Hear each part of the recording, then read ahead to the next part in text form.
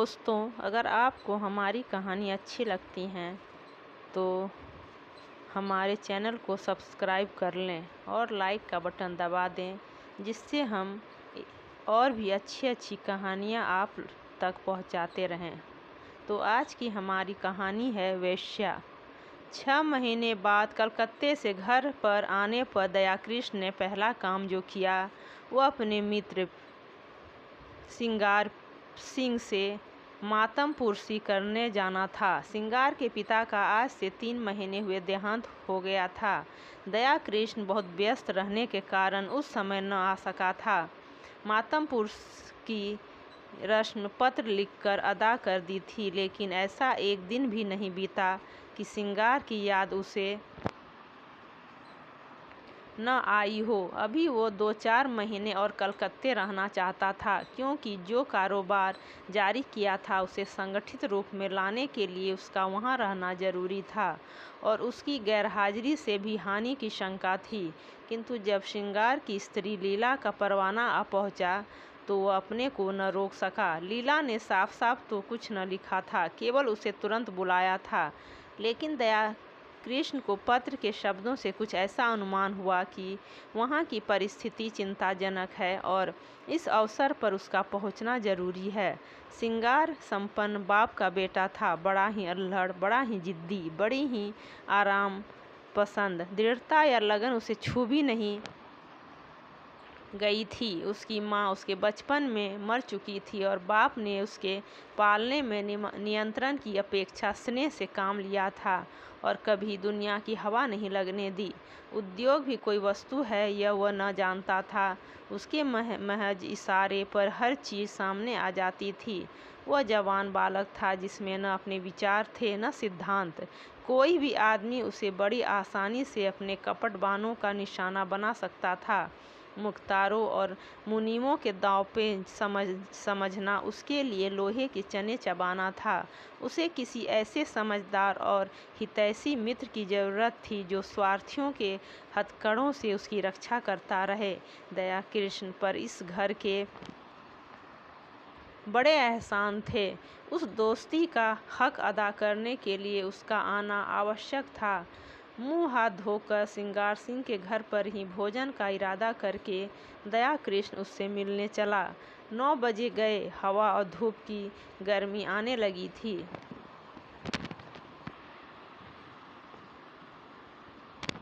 सिंगार सिंह उसकी खबर पाते ही बाहर निकल आया।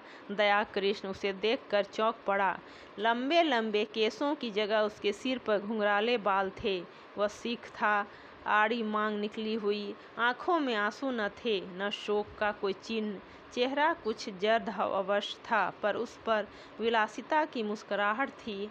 वह 1 महीने रेशमी कमीज और मखमली जूते पहने हुए था, मानो किसी महफिल से उठकर आ रहा हो। संवेदना के शब्द दयाकृष्ण के होठों पर आकर निराश लौट गए। वहाँ बधाई के शब्द ज़्यादा अनुकूल प्रतीत हो रहे थे। सिंगार सिंह लपक कर उसके गले लिपट गया और बोला, तुम खूब आए यार, इधर तुम्हारी बहुत याद आ रही थी, मगर पहले यह बतला दो वहाँ का कारोबार बंद करके आए या नहीं। अगर वह झंझट छोड़ आए हो तो पहले उसे तिलांजलि दे आओ। अब आप यहाँ से जाने न पाएंगे। मैंने तो भाई अपना कैड़ा बदल दिया। बताओ कब तक तपस्या करता। अब तो आए दिन जलसे होते हैं।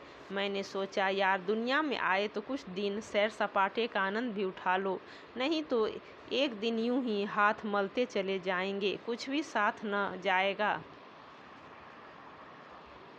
दयाकृष्ण विस्मय में उसके मुंह की ओर ताकने लगा। यह वही सिंगार है या कोई और? बाप के मरते ही इतनी तब्दीली? दोनों मित्र कमरे में गए और सोफे पर बैठे। सरदार साहब के सामने इस कमरे के में फर्श और मसनद थी, अलमारी थी। अब दर्जनों गद्देदार सोफे और कुर्सियां हैं, कालीन है का फर्श है, शामी पर्दे हैं, बड़े बड़े आईने हैं। सरदार साहब को संचे की धुन थी, सिंगार को उड़ाने की धुन है। सिंगार ने एक सिगार जलाकर कहा, तेरी बहुत याद आती थी यार, तेरी जान का कसम।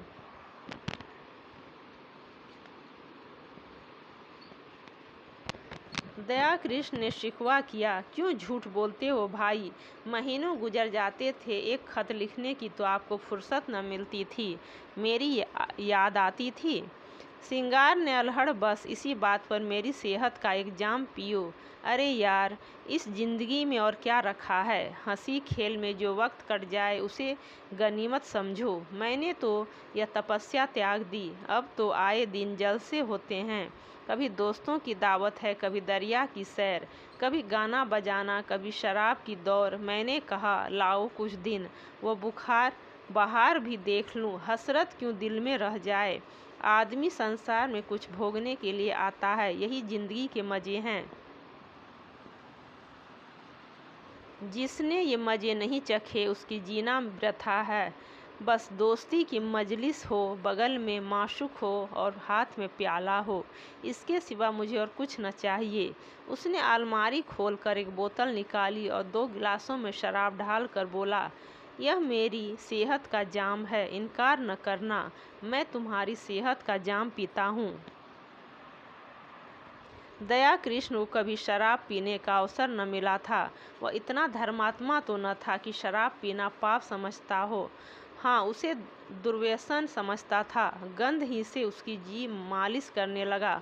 उसे भय हुआ कि वह शराब की घूंट चाहे मुंह में ले ले, उसे कंठ के नीचे नहीं उतार सकता। उसने प्याले को शिष्टाचार के तौर पर हाथ पर ले लिया,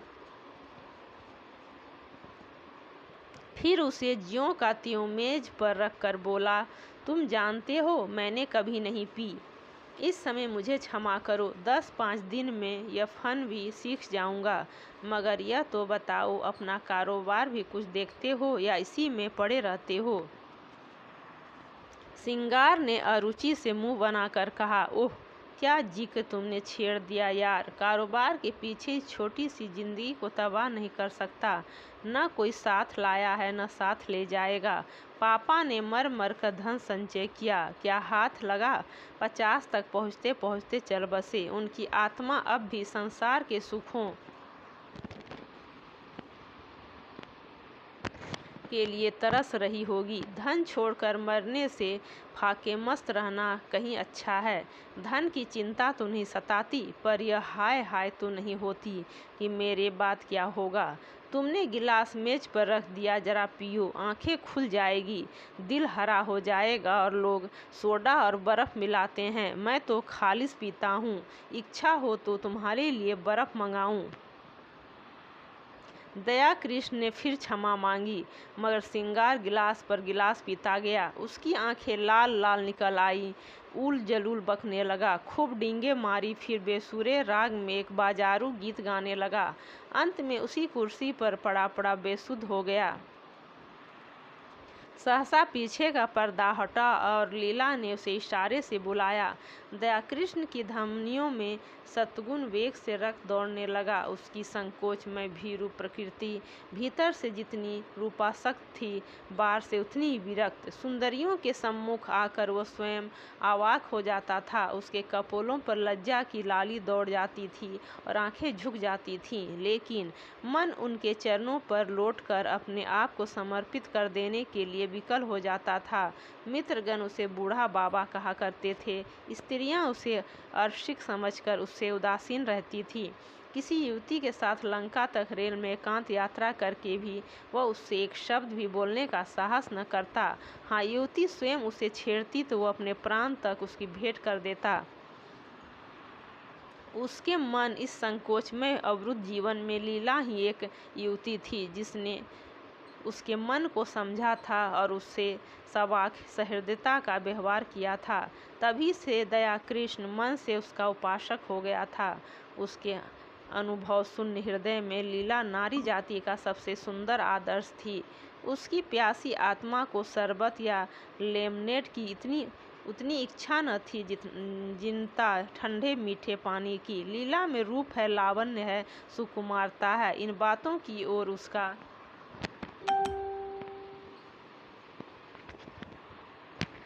ध्यान न था। उससे ज़्यादा रूपवती, लावण्यमयी और सुकुमार युवतियाँ उसने पार्कों में देखी थीं। लीला में सहृदयता है, विचार है, दया है। इन्हीं तत्वों को ओर उसका आकर्षण था। उसकी रसिकता में आत्मसमर्पण के सिवा और कोई भाव न था। लीला के किसी आदेश का पालन करना उसकी सबसे बड़ी कामना थी। उसकी आत्मा की तृप्ति के लिए इतना काफ़ी था। उसने कांपते हाथों से पर्दा उठाया और अंदर जाकर खड़ा हो गया और विस्मय भरी आंखों से उसे देखने लगा। उसने लीला को यहाँ न देखा होता तो पहचान भी न सकता। वह रूप, यौवन और विकास की देवी इस तरह मुरझा गई थी जैसे किसी ने उसके प्राणों को चूम कर निकाल लिया हो। करुण स्वर में बोला, यह तुम्हारा क्या हाल है लीला? बीमार हो क्या? मुझे सूचना तक न दी? लीला मुस्कुराकर बोली, तुमसे मतलब? मैं बीमार हूँ या अच्छी हूँ तुम्हारी बला से। तुम तो अपने सैर सपाटे करते रहे। 6 महीने के बाद जब आपको याद आई है तो पूछते हो बीमार हो। मैं उस रोग से ग्रस्त हूँ जो प्राण लेकर ही छोड़ता है। तुमने इन महाशय की हालत देखी? उनका यह रंग देखकर मेरे दिल पर क्या गुजरती है, यह क्या मैं अपने मुँह से कहूँ तभी समझोगे? मैं अब इस घर में ज़बरदस्ती पड़ी हूँ और बेहयाई से जीती हूँ। किसी को मेरी चाह या चिंता नहीं है। पापा क्या मरे, मेरा सुहाग ही उठ गया। कुछ समझाती हूँ तो बेवकूफ़ बनाई जाती हूँ। रात रात भर न जाने कहाँ गायब रहते हैं। जब देखो नशे में मस्त, हफ्तों घर में नहीं आते कि 2 बातें कर लूँ। अगर इनके यही ढंग रहे तो साल 2 साल में रोटियों के मोहताज हो जाएंगे। दया ने पूछा, यह लत इन्हें कैसे पड़ गई? ये बातें तो इनमें न थी। लीला ने व्यथित स्वर में कहा, रुपये की बलिहारी है और क्या। इसीलिए तो बूढ़े मर मर के कमाते हैं और मरने के बाद लड़कों के लिए छोड़ जाते हैं। अपने मन में समझते होंगे कि हम लड़कों के लिए बैठने का ठिकाना किए जाते हैं। मैं कहती हूँ तुम उनके सर्वनाश का सामान किए जाते हो, उनके लिए जहर बोए जाते हो। पापा ने लाखों रुपये की संपत्ति न छोड़ी होती तो आज यह महाशय किसी काम में लगे होते। कुछ तो घर की चिंता होती, कुछ जिम्मेदारी होती, नहीं तो बैंक से रुपये निकाले और उड़ाए। अगर मुझे विश्वास होता कि संपत्ति समाप्त करके यह सीधे मार्ग पर आ जाएंगे तो मुझे जरा भी दुख न होता। पर मुझे तो यह भय है कि ऐसे लोग फिर किसी काम के नहीं रहते, या तो जेल खाने में मरते हैं या अनाथालय में। आपकी एक वेश्या से आसनाई है, माधुरी नाम है, और वह इन्हें उल्टे छुरे से मुड़ रही है जैसा उसका धर्म है। आपको यह खप्त हो गया कि वह मुझ पर जान देती है। उससे विवाह का प्रस्ताव किया जा चुका है। मालूम नहीं उसने क्या जवाब दिया। कई बार जी में आया कि जब किसी से कोई नाता ही नहीं है तो अपने घर चली जाऊं, लेकिन डरती हूँ कि तब तो यह और भी स्वतंत्र हो जाएंगे। मुझे किसी पर विश्वास है तो वह तुम हो। इसीलिए तुम्हें बुलाता था कि शायद तुम्हारे समझाने बुझाने का कुछ असर हो। अगर तुम भी असफल हुए तो मैं एक क्षण यहाँ न रहूँगी। भोजन तैयार है, चलो खा लो। दया कृष्ण ने श्रृंगार सिंह की ओर संकेत करके कहा, और यह तो अब कहीं 2-3 बजे चेतेंगे, बुरा न मानेंगे। मैं अब इन बातों की परवाह नहीं करती। मैंने तो निश्चय कर लिया है कि अगर मुझे कभी आंखें दिखाई तो मैं इन्हें मजा चखा दूंगी। मेरे पिताजी फौज में सूबेदार मेजर हैं, मेरी देह में उनका रक्त है। लीला की मुद्रा उत्तेजित हो गई। विद्रोह की वह आग जो महीनों से पड़ी सुलग रही थी, प्रचंड हो उठी।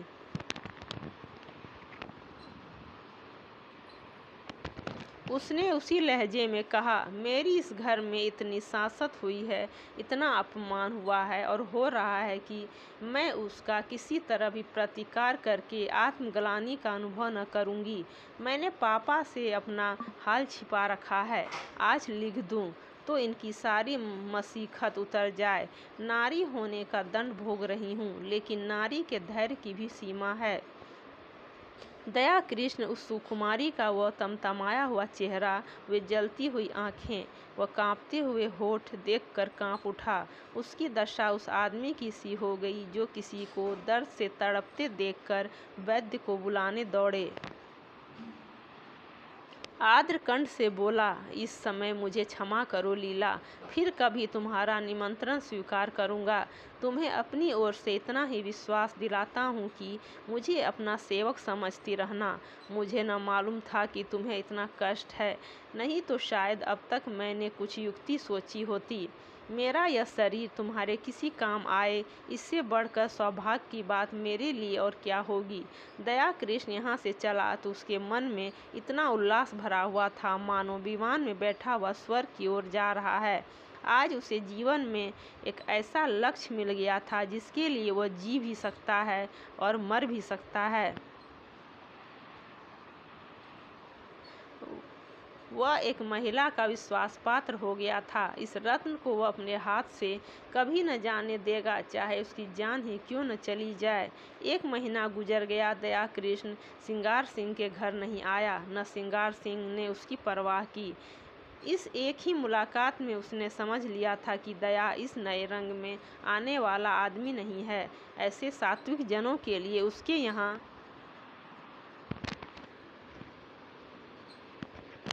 स्थान न था। वहाँ तो रंगीले, रसिया, अध्याय और बिगड़े दिलों की ही चाह थी। हाँ, लीला को हमेशा उसकी याद आती रहती थी, मगर दया कृष्ण के स्वभाव में अब वह संयम नहीं है। विलासिता का जादू उस पर भी चलता हुआ मालूम होता है। माधुरी के घर उसका आना जाना शुरू हो गया है। वह सिंगार सिंह का मित्र नहीं रहा, प्रतिद्वंदी हो गया है। दोनों एक ही प्रतिमा के उपासक हैं, मगर उनकी उपासना में अंतर है। सिंगार की दृष्टि में माधुरी केवल विलास की एक वस्तु है, केवल विनोद का एक यंत्र। दया कृष्ण विनय मूर्ति है जो माधुरी की सेवा में ही प्रसन्न है। सिंगार माधुरी के हास विलास को अपना जर खरीद हक समझता है। दया कृष्ण इसी में संतुष्ट है कि माधुरी उसकी सेवाओं को स्वीकार करती है। माधुरी की ओर से जरा भी अरुचि देखकर वह उसी तरह बिगड़ जाएगा जैसे अपनी प्यारी घोड़ी की मुंहजोरी पर। दया कृष्ण अपने को उसकी कृपा दृष्टि के योग्य ही नहीं समझता। सिंगार जो कुछ माधुरी को देता है, गर्व भरे आत्म प्रदर्शन के साथ, मानो उस पर कोई एहसान कर रहा हो। दया कृष्ण के पास देने को है ही क्या, पर वो जो कुछ भेंट करता वह ऐसी श्रद्धा से मानो देवता को फूल चढ़ाता हो। सिंगार का आसक्त मन माधुरी को अपने पिंजरे में बंद रखना चाहता है, जिसमें उस पर किसी की निगाह न पड़े। दया कृष्ण निर्लिप्त भाव से उसकी स्वच्छंद क्रीड़ा का आनंद उठाता है। माधुरी को अब तक जितने आदमियों से साबिका पड़ा था, वे सब सिंगार सिंह की भांति कामुकी, ईर्ष्यालु, दंभी और कोमल भावों से शून्य थे। रूप को भोगने की वस्तु समझने वाले दया कृष्ण उन सबों से अलग था। सहृदय, भद्र और सेवाशील, मानो उस पर अपनी आत्मा को समर्पण कर देना चाहता हो। माधुरी को अब अपने जीवन में कोई ऐसा पदार्थ मिल गया है जिसे वो बड़ी एहतियात से संभाल कर रखना चाहती हो। जड़ाऊ गहने अब उसकी आंखों में उतने मूल्यवान नहीं रहे जितनी यह फकीर की दी हुई ताबीज। जड़ाऊ गहने तो हमेशा मिलेंगे, यह ताबीज खो गई तो फिर शायद ही कभी हाथ आए। जड़ाऊ गहने केवल उसकी विलास की प्रकृति को उत्तेजित करते हैं, पर इस ताबीज में कोई दैवी शक्ति है जो न जाने कैसे उसमें सदनुराग और परिष्कार भावना को जगाती है। दया कृष्ण कभी प्रेम प्रदर्शन नहीं करता, अपनी विरह व्यथा के राग नहीं आलापता, पर माधुरी को उस पर पूरा विश्वास है। सिंगार सिंह के प्रलाप में उसे बनावट और दिखावे का आभास होता है। वह चाहती है वह जल्द यहाँ से टले, लेकिन दया कृष्ण के संयत भाषण से उसे गहराई और गांभीर्य और गुरुत्व का आभास होता है। औरों की वह प्रेमिका है, लेकिन दया कृष्ण की आशिक, जिसके कदमों की आहट पाकर उसके अंदर एक तूफान उठने लगता है। उसके जीवन में यह नई अनुभूति है। अब तक वह दूसरों के भोग की वस्तु थी, अब कम से कम एक प्राणी की दृष्टि में वह आदर और प्रेम की वस्तु है। सिंगार सिंह को जब से दया कृष्ण के इस प्रेमानिभय की सूचना मिली है, वह उसके खून का प्यासा हो गया। ईर्ष्याग्नि में फूंका जा रहा है। उसने दया कृष्ण के पीछे कई सोहदे लगा रखे हैं कि वे उसे जहां पाए उसका काम तमाम कर दे। वह खुद पिस्तौल लिए उसकी टोह में रहता है। दया कृष्ण इस खतरे को समझता है, जानता है। अपने नियत समय पर माधुरी के पास बिना नागा आ जाता है। मालूम होता है उसे अपनी जान का कुछ भी मोह नहीं है। सोहदे उसे देखकर क्यों कतरा जाते हैं, मौका पाकर भी क्यों उस पर वार नहीं करते, इसका रहस्य वह नहीं समझता। एक दिन माधुरी ने उससे कहा, कृष्ण जी, तुम यहाँ न आया करो। तुम्हें तो पता नहीं है, पर यहाँ तुम्हारे 20 दुश्मन हैं। मैं डरती हूँ कि किसी दिन कोई बात न हो जाए। शिशिर की तुषार मंडित संध्या थी। माधुरी एक काश्मीरी शाल ओढ़े अंगीठी के सामने बैठी हुई थी। कमरे में बिजली का रजत प्रकाश फैला हुआ था। दया कृष्ण ने देखा माधुरी की आंखें सजल हो गई हैं और वह मुंह फेर कर उन्हें दया कृष्ण से छिपाने की चेष्टा कर रही है। प्रदर्शन और सुखभोग करने वाली रमणी क्यों इतना संकोच कर रही है, यह उसका अनाड़ी मन न समझ सका। हाँ, माधुरी के गोरे प्रसन्न संकोचहीन मुख पर लज्जा मिश्रित मधुरिमा की ऐसी छटा उसने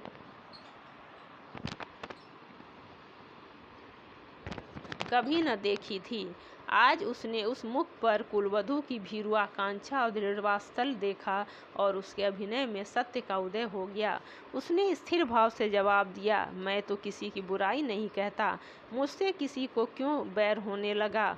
मैं यहाँ किसी का बाधक नहीं, किसी का विरोधी नहीं। दाता के द्वार पर सभी भिक्षुक जाते हैं। अपना अपना भाग्य है। किसी को एक चुटकी मिलती है, किसी को पूरा थाल। कोई क्यों किसी से जले? अगर किसी पर तुम्हारी विशेष कृपा है तो मैं उसे भाग्यशाली समझकर उसका आदर करूंगा। जलूं क्यों?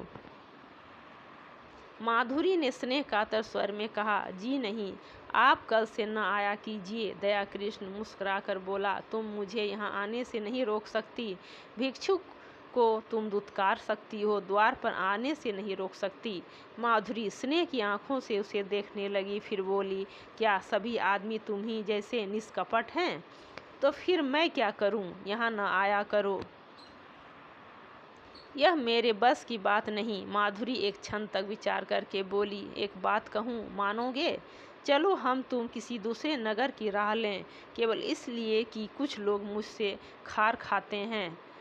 खार नहीं खाते, तुम्हारी जान के ग्राहक हैं।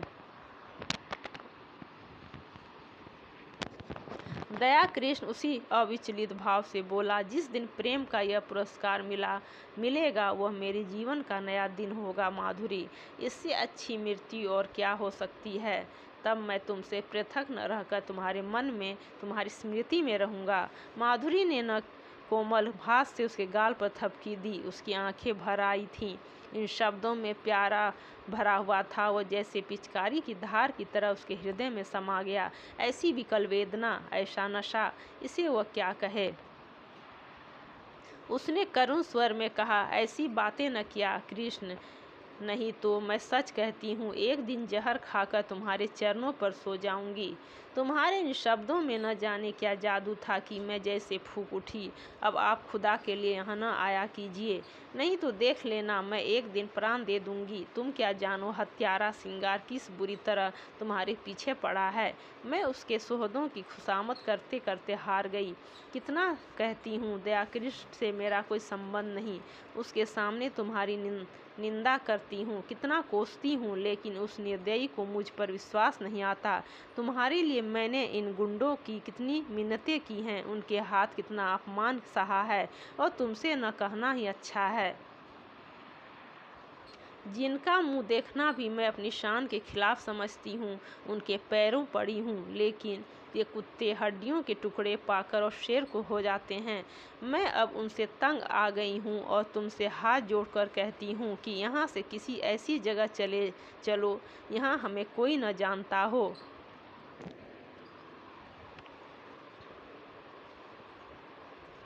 वहाँ शांति के साथ पड़े रहेंगे। मैं तुम्हारे साथ सब कुछ झेलने को तैयार हूँ। आज इसका निश्चय कराए बिना मैं तुम्हें न जाने दूंगी।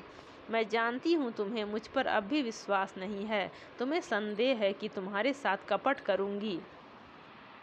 दया कृष्ण ने टोका, नहीं माधुरी, तुम मेरे साथ अन्याय कर रही हो। मेरे मन में कभी ऐसा संदेह नहीं आया। पहले ही दिन मुझे न जाने क्यों ऐसा प्रतीत हुआ कि तुम अपनी और बहनों से पृथक हो। मैंने तुम में वह शील और संकोच देखा जो मैंने कुलवधुओं में देखा है। माधुरी ने उसकी आंखों में आंखें गड़ाकर कहा, तुम झूठ बोलने की कला में इतने निपुण नहीं हो कृष्ण कि वेश्या को बुलावा दे सकूं। मैं वह शीलवती हूँ, न संकोचवती हूँ और न अपनी दूसरी बहनों से भिन्न हूँ। मैं वेश्या हूँ, उतनी ही कलुषित, उतनी ही विलासांध, उतनी ही मायाविनी जितनी मेरी दूसरी बहनें, बल्कि उनसे कुछ ज़्यादा। न तुम अन्य पुरुषों की तरह मेरे पास विनोद और वासना तृप्ति के लिए आए थे, नहीं महीनों आते रहने पर भी तुम यूं अलिप्त न रहते। तुमने कभी डींग नहीं मारी, मुझे धन का प्रलोभन नहीं दिया। मैंने भी कभी तुमसे धन की आशा नहीं की। तुमने अपनी वास्तविक स्थिति मुझसे कह दी, फिर भी मैंने तुम्हें एक नहीं अनेक ऐसे अवसर दिए कि कोई दूसरा आदमी उन्हें न छोड़ता, लेकिन तुम्हें मैं अपने पंजे में न ला सकी। तुम चाहे और जिस इरादे से आए हो, भोग की इच्छा से नहीं आए। अगर मैं तुम्हें इतना नीच, इतना हृदयहीन, इतना विलासांत समझती तो इस तरह तुम्हारे नाच न उठाती।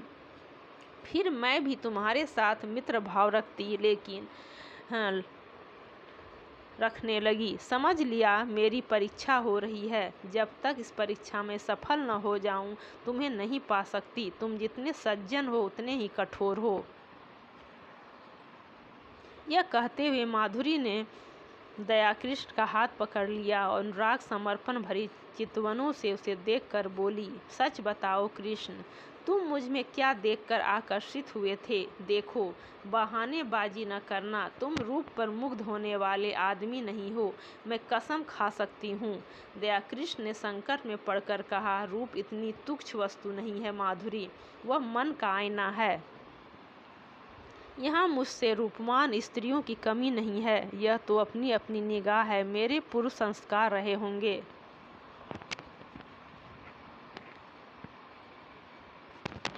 माधुरी ने भावें सिकोड़ कर कहा, तुम फिर झूठ बोल रहे हो, चेहरा कह देता है। दयाकृष्ण ने परास्त होकर पूछा, पूछ कर क्या करोगी माधुरी? मैं डरता हूँ कहीं तुम मुझसे घृणा न करने लगो। संभव है तुम मेरा जो रूप देख रही हो वह मेरा असली रूप न हो। माधुरी का मुंह लटक गया, विरक्त सी होकर बोली, इसका खुले शब्दों में यह अर्थ है कि तुम्हें मुझ पर विश्वास नहीं। ठीक है, वेश्याओं पर विश्वास करना भी नहीं चाहिए। विद्वानों और महात्माओं का उपदेश कैसे न मानोगे? नारी हृदय इस समस्या पर विजय पाने के लिए अपने अस्त्रों के काम लेने लगा। दयाकृष्ण पहले ही हमले में हिम्मत छोड़ बैठा, बोला, तुम तो नाराज हुई जाती हो माधुरी। मैंने तो केवल इस विचार से कहा था कि तुम मुझे धोखेबाज समझने लगोगी। तुम्हें शायद मालूम नहीं है कि श्रृंगार सिंह ने मुझ पर कितने एहसान किए हैं। मैं उन्हीं के टुकड़ों पर पला हूँ, इसमें रत्ती भर भी मुबालगा नहीं है। वहाँ जाकर मैंने उनके रंग ढंग देखे और उनकी साध्वी स्त्री लीला को बहुत दुखी पाया। तो सोचते सोचते मुझे यही उपाय सूझा कि किसी तरह श्रृंगार सिंह को तुम्हारे पंजे से छुड़ाऊं। मेरे इस अभिमान यही रहस्य है कि लेकिन उन्हें छुड़ा तो न सका, खुद फंस गया। मेरे इस फरेब की जो सजा चाहो दो, सिर झुकाए हुए हूँ। माधुरी का अभिमान टूट गया, जल कर बोली, तो यह कहिए कि आप लीला देवी के आशिक हैं। मुझे पहले मालूम होता तो तुम्हें इस घर में घुसने न देती। तुम तो छिपे रुस्तम निकले। वह तोते के पिंजरे के पास जाकर उसे पुचकारने का बहाना करने लगी। मन में जो दाह उठ रही थी उसे कैसे शांत करे।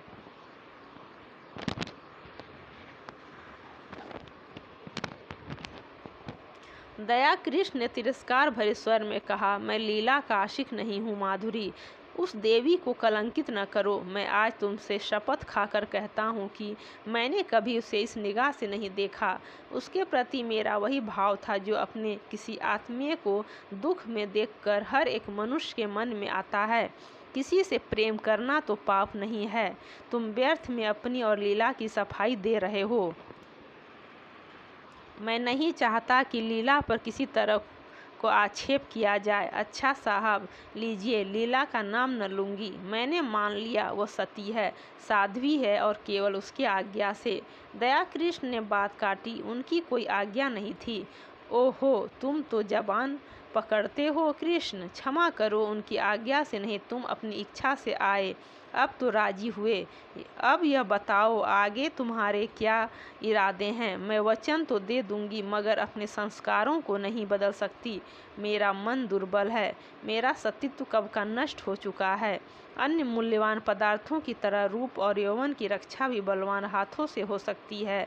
मैं तुमसे पूछती हूँ, तुम मुझे अपनी शरण में लेने को तैयार हो?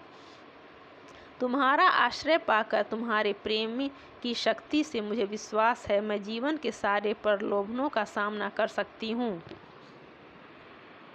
मैं इस सोने के महल को ठुकरा दूंगी, लेकिन बदले मुझे किसी हरे वृक्ष का छां तो मिलनी चाहिए। वह छां तुम मुझे दोगे। अगर नहीं दे सकते तो मुझे छोड़ दो। मैं अपने हाल में मगन हूँ। मैं वादा करती हूँ, सिंगार सिंह से मैं कोई संबंध न रखूंगी। वह मुझे घेरेगा, रोएगा, संभव है गुंडों से मेरा अपमान कराए, आतंक दिखाए, लेकिन मैं सब कुछ झेल लूंगी तुम्हारी खातिर से।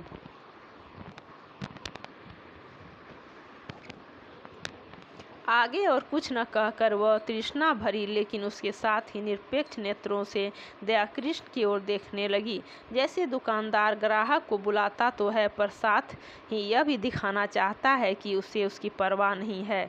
दया कृष्णा क्या जवाब दे? संघर्ष में, संसार में वह अभी केवल एक कदम टिका पाया है। इधर वह अंगुल भर जगह भी उससे छीन गई है।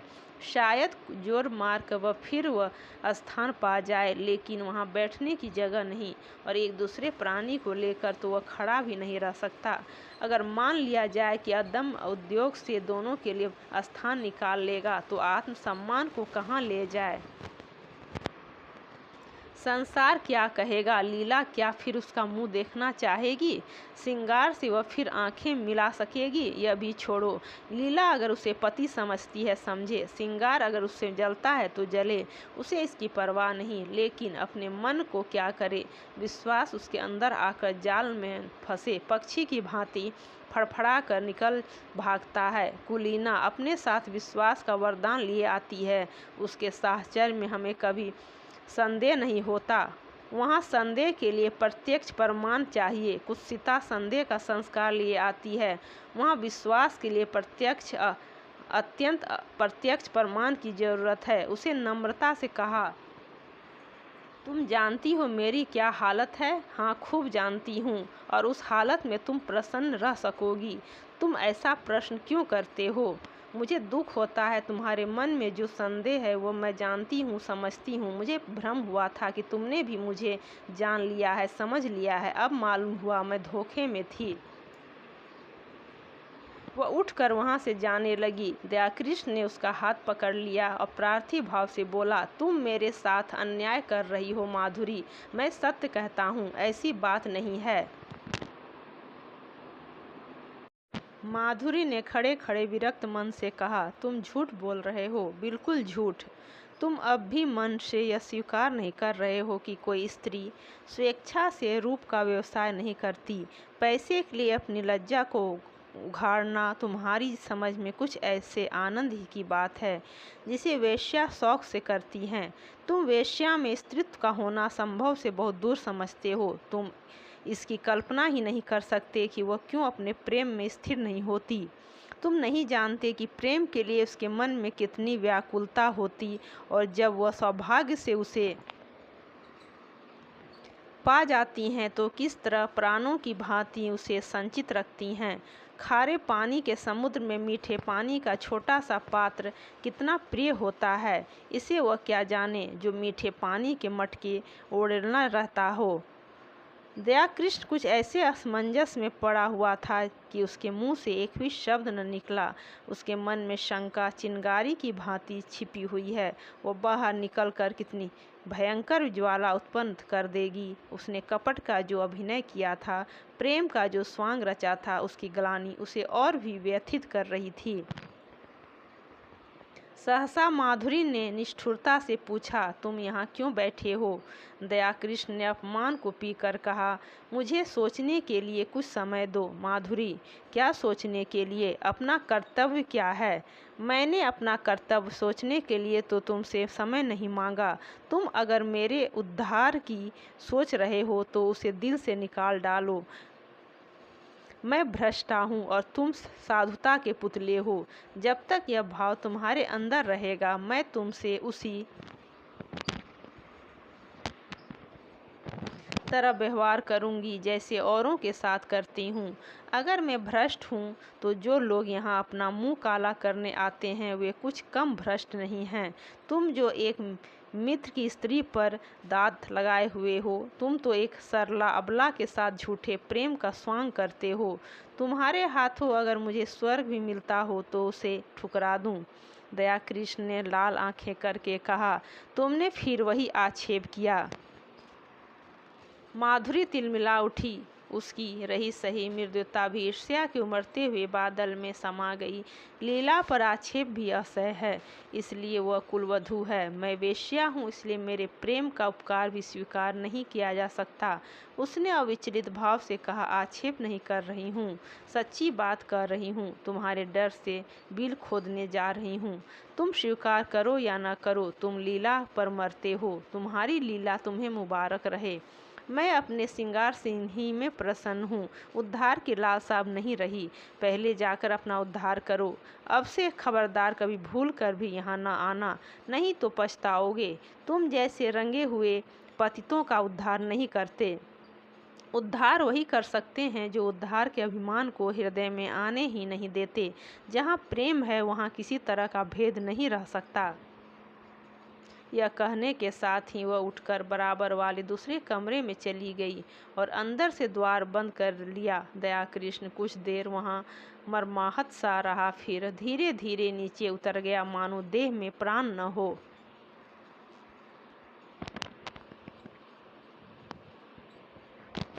2 दिन दयाकृष्ण घर से न निकला। माधुरी ने उसके साथ जो व्यवहार किया उसकी उसे आशा न थी। माधुरी को उससे प्रेम था, इसका उसे विश्वास था, लेकिन जो प्रेम इतना असहिष्णु हो, जो दूसरों के मनोभावों का जरा भी विचार न करे, जो मिथ्या कलंक आरोपण करने से भी संकोच न करे, वो उन्माद हो सकता है, प्रेम नहीं।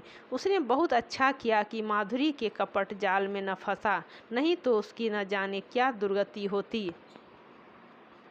पर दूसरे क्षण उसके भाव बदल जाते और माधुरी के प्रति उसका मन कोमलता से भर जाता। अब वो अपनी अनुदारता पर, अपनी संकीर्णता पर पछताता। उसे माधुरी पर संदेह करने का कोई कारण न था। ऐसी दशा से ईर्ष्या स्वाभाविक है, और वह ईर्ष्या ही क्या जिसके डंक न हो, विष न हो। माना समाज उसकी निंदा करता। यह भी मान लिया कि माधुरी सती भार्या न होती, कम से कम श्रृंगार सिंह तो उसके पंजे से निकल जाता। दयाकृष्ण के सिर से ऋण का भार तो कुछ हल्का हो जाता, लीला का जीवन तो सुखी हो जाता।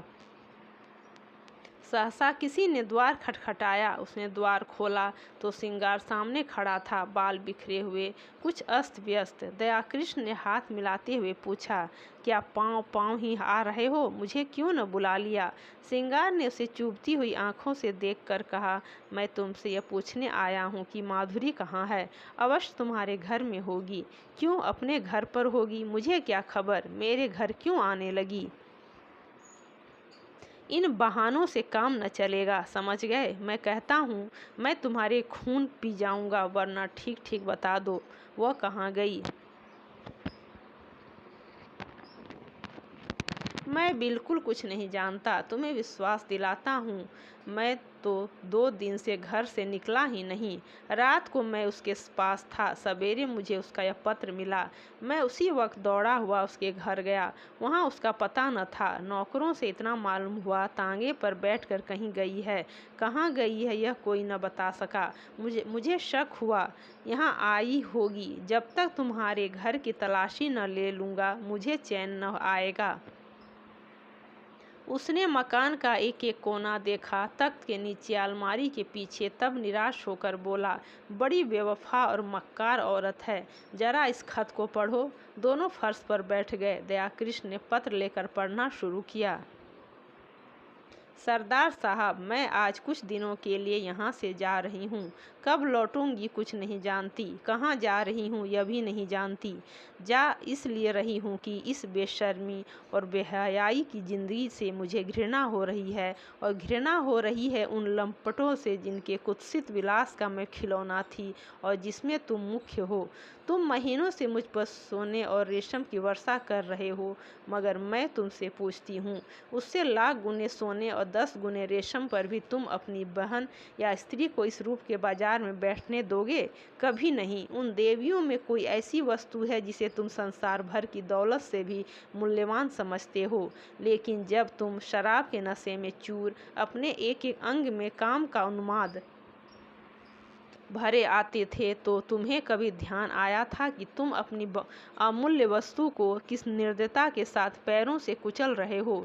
कभी ध्यान आता था कि अपनी कुलदेवियों को इस अवस्था में देखकर तुम्हें कितना दुख होता? कभी नहीं। यह उन गीदड़ों और गिद्धों की मनोवृत्ति है जो किसी लाश को देखकर चारों ओर से जमा हो जाते हैं और उसे नोच नोच कर खाते हैं। यह समझ रखो, नारी अपना बस रहते हुए कभी पैसों के लिए अपने को समर्पित नहीं करती। यदि वो ऐसा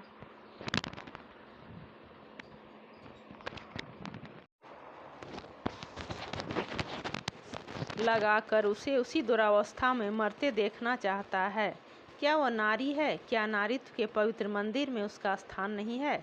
लेकिन तुम उसे उस मंदिर में घुसने नहीं देते। उसके स्पर्श से मंदिर की प्रतिमा भ्रष्ट हो जाएगी। खैर, पुरुष समाज इतना अत्याचार चाहे कर ले, हम असहाय हैं, आत्माभिमान को भूल बैठी हैं। लेकिन सहसा सिंगार सिंह ने उसके हाथ से वो पत्र छीन लिया और जेब में रखता हुआ बोला, क्या गौर से पढ़ रहे हो? कोई नई बात नहीं, सब कुछ वही है जो तुमने सिखाया है। यही करने तो तुम उसके यहाँ जाते थे। मैं कहता हूँ, तुम्हें मुझसे इतनी जलन क्यों हो गई? मैंने तुम्हारे साथ कोई बुराई न की थी। इस साल भर में मैंने माधुरी पर 10,000 से कम न फूके होंगे। घर में जो कुछ मूल्यवान था वो मैंने उसके चरणों पर चढ़ा दिया, और आज उसे साहस हो रहा है कि वह हमारी कुल देवियों की बराबरी करे। यह सब तुम्हारा प्रसाद है। 70 चूहे खा के बिल्ली हज को चली। कीमती बेवफा जात है। ऐसों को तो गोली मार दे, जिस पर सारा घर लुटा दिया, जिसके पीछे सारे शहर में बदनाम हुआ। यह आज मुझे उपदेश देने चली। जरूर कोई रहस्य है, कोई नया शिकार फंसा होगा, मगर मुझसे भाग कर जाएगी कहाँ? ढूंढ न निकालूं तो नाम नहीं। कमबख्त कैसी प्रेम भरी बातें करती थी कि मुझ पर घड़ों नशा चढ़ जाता था। बस कोई नया शिकार फंस गया, यह बात न हो। मूछ मुड़ा लूं। दयाकृष्ण उसके सफाचट चेहरे की ओर देखकर मुस्कुराया। तुम्हारी मूछें तो पहले ही मुड़ चुकी हैं। इस हल्के से विनोद ने जैसे सिंगार सिंह के घाव पर मरहम रख दिया। वह बेसरों सामान घर, वह फटा फर्श, वह टूटी फूटी चीज़ें देखकर उसे दयाकृष्ण पर दया आ गई। चोट की तिलमिलाहट में वह जवाब देने के लिए ईंट पत्थर ढूंढ रहा था, पर अब चोट ठंडी पड़ गई थी और दर्द घनीभूत हो रहा था। दर्द के साथ साथ सौहार्द भी जाग रहा था। अब आग ठंडी हो गई तो धुआं कहाँ से आता? उसने पूछा, सच कहना, तुमने कभी प्रेम की बातें करती थी? दयाकृष्ण ने मुस्कुराते हुए कहा, मुझसे? मैं तो खाली उसकी सूरत देखने जाता था। सूरत देखकर दिल पर काबू तो नहीं रहता। यह तो अपनी अपनी रुचि है। हैं मोहिनी, देखते ही कलेजे पर छुरी चल जाती है। मेरे कलेजे पर तो कभी छुरी नहीं चली। यही इच्छा होती थी कि इसके पैरों पर गिर पड़ूं। इसी शायरी ने तो यह अनर्थ किया। तुम जैसे बुद्धुओं को किसी देहाती से शादी करके रहना चाहिए। चले थे वेश्या से प्रेम करने। एक क्षण के बाद उसने फिर कहा, मगर हैं बेवफा मक्कार। तुमने उससे वफा की आशा की। मुझे तो यही अफसोस है, तुमने वह दिल ही नहीं पाया। तुमसे क्या कहूँ। एक मिनट के बाद उसने सहृदय भाव से कहा, अपने पत्र में उसने बातें तो सच्ची लिखी हैं, चाहे कोई माने या ना माने। सौंदर्य को बाजारू चीज समझना कुछ अच्छी बात तो नहीं है।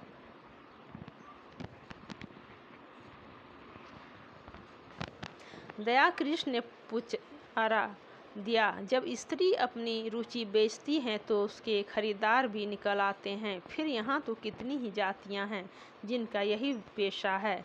यह पेशा चला कैसे? स्त्रियों की दुर्बलता से नहीं, मैं समझता हूँ बिस्मिल्लाह पुरुषों ने की होगी।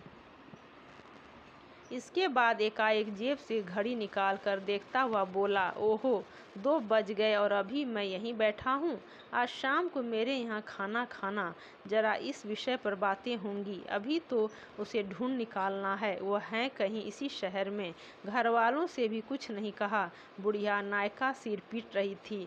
उस्ताद जी अपनी तकदीर को रो रहे थे, न जाने कहाँ जाकर छिप रही। उसने उठकर दयाकृष्ण से हाथ मिलाया और चला।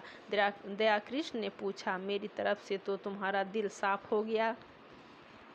सिंगार सिंह ने पीछे फिर कर कहा, कुछ हुआ भी और नहीं भी हुआ, और बाहर निकल गया। 7-8 दिन तक सिंगार सिंह ने सारा शहर छाना, पुलिस में रिपोर्ट की, समाचार पत्रों में नोटिस छपाई, अपने आदमी दौड़ाए, लेकिन माधुरी का कुछ भी सुराग न मिला कि फिर महफिल गर्म होती। मित्रवंद सुबह शाम हाजिरी देने आते और अपना सा मुँह लेकर लौट जाते। सिंगार के पास उनके साथ गपशप करने का समय न था।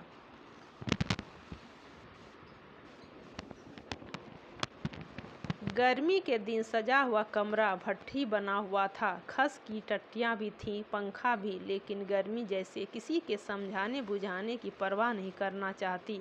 अपने दिल का बुखार निकाल कर ही रहेगी। सिंगार सिंह अपने भीतर वाले कमरे में बैठा हुआ पेग पर पेग चढ़ा रहा था, पर अंदर की आग न शांत होती थी।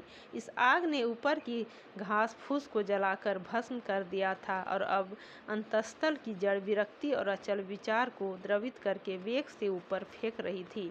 माधुरी की बेवफाई ने उसके आमोदी हृदय को इतना आहत कर दिया था कि अब वह अपना जीवन ही बेकार सा मालूम होता था। माधुरी उसके जीवन में सबसे सत्य वस्तु थी, सत्य भी और सुंदर भी। उसके जीवन की सारी रेखाएं इसी बिंदु पर आकर जमा हो जाती थी। वह बिंदु एकाएक पानी के बुलबुले की भांति मिट गया और अब वे सारी रेखाएं, वे सारी भावनाएं, वे सारी मृदु स्मृतियां उन झल्लाई हुई मधुमक्खियों की तरह भनभनाती फिरती थी जिनका छत्ता जला दिया गया हो। जब माधुरी ने कपट व्यवहार किया हो और किससे कोई आशा की जाए, इस जीवन ही में क्या है? आम में रस ही न रहा तो गुठली किस काम की? लीला कई दिनों से महफिल में सन्नाटा देखकर चकित हो रही थी। उसने कई महीनों से घर के किसी विषय में बोलना छोड़ दिया था। बाहर से जो आदेश मिलता था उसे बिना कुछ कहे सुने पूरा करना ही उसके जीवन का क्रम था। वितराग सी हो गई थी, न किसी शौक से वास्ता था, न श्रृंगार से। मगर इस कई दिन के सन्नाटे ने उसके उदास मन को चिंतित कर दिया। चाहती थी कि कुछ पूछे, लेकिन पूछे कैसे? मान तो टूट जाता। मान ही किस बात का?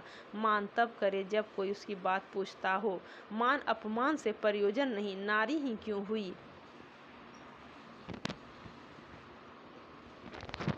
उसने धीरे धीरे कमरे का पर्दा हटाकर अंदर झांका। देखा सिंगार सिंह सोफा पर चुपचाप लेटा हुआ है, जैसे कोई पक्षी सांझ के सन्नाटे में पैरों पर मुंह छिपाए बैठा हो। समीप आकर बोली, मेरे मुंह पर ताला डाल दिया गया है, लेकिन क्या करूं, बिना बोले रहा नहीं जाता। कई दिन से सरकार की महफिल में सन्नाटा क्यों है? तबीयत तो अच्छी है? सिंगार ने उसकी ओर आंखें उठाई। उनमें व्यथा भरी हुई थी। कहा, तुम अपने मैके क्यों नहीं जाती लीला? आपकी जो आज्ञा, पर यह तो मेरे प्रश्न का उत्तर न था। वह कोई बात नहीं, मैं बिल्कुल अच्छा हूँ। ऐसे बेहयाओं की को मौत भी नहीं आती। अब इस जीवन से जी भर गया। कुछ दिनों के लिए बाहर जाना चाहता हूँ। तुम अपने घर चली जाओ तो मैं निश्चिंत हो जाऊँ। भला आपको मेरी इतनी चिंता तो है? अपने साथ जो कुछ ले जाना चाहती हो ले जाओ। मैंने इस घर की चीज़ों को अपना समझना छोड़ दिया है। मैं नाराज होकर नहीं कह रहा हूँ लीला, न जाने कब लौटूं। तुम यहाँ अकेले कैसे रहोगी? कई महीने के बाद लीला ने पति की आंखों में स्नेह की झलक देखी। मेरा विवाह तो इस घर की संपत्ति से नहीं हुआ है, तुमसे हुआ है। जहाँ तुम रहोगी वहीं मैं भी रहूँगी।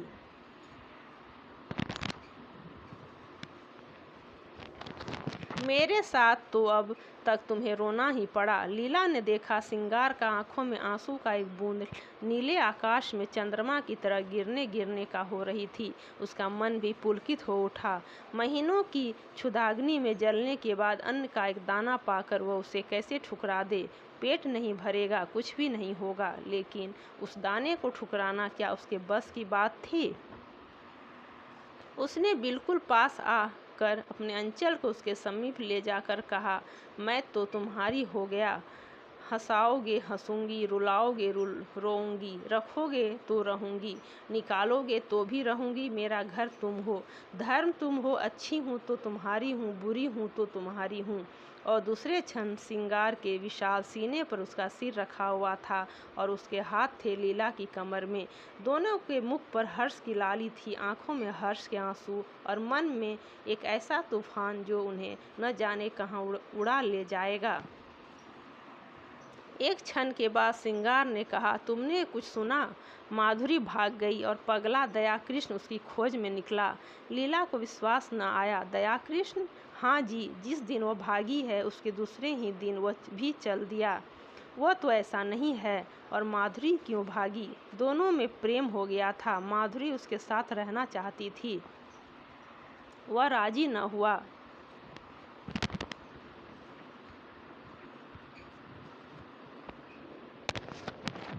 लीला ने एक लंबी सांस ली। दयाकृष्ण के वे शब्द याद आए जो उसने कई महीने पहले कहे थे।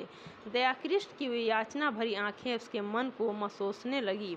सहसा किसी ने बड़ी जोर से द्वार खोला और धड़धड़ाता हुआ भीतर वाले कमरे के द्वार पर आ गया। सिंगार ने चकित होकर कहा, अरे तुम्हारी यह क्या हालत है कृष्णा, किधर से आ रहे हो? दयाकृष्ण की आंखें लाल थी, सिर और मुंह पर गर्द जमी हुई, चेहरे पर घबराहट जैसे कोई दीवाना हो। उसने चिल्लाकर कहा, तुमने सुना? माधुरी इस संसार में नहीं रही। और दोनों हाथों से सिर पीट पीट कर रोने लगा, मानो हृदय और प्राणों को आंखों से बहा देगा।